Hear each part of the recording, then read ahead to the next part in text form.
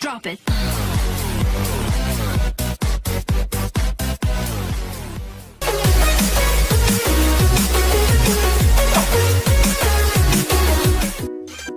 Jigsaw.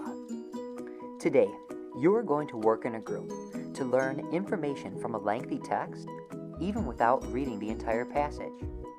To start, everyone in the class will be given the same text.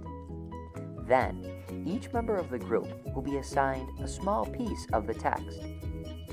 Once you know what part of the text you are responsible for, start reading. Work independently. Look for key points, new information, and answers to questions. After everyone in the class is finished reading, you're going to meet in an expert group. The expert group is everyone in the class who read the same part of the text. In the expert group, ask each other questions, share your thoughts on the reading, and then when you're done, return to your original group. In the group, it is your job to share the important points about what you have read. Then listen to the others in the group to learn what the rest of the text was about.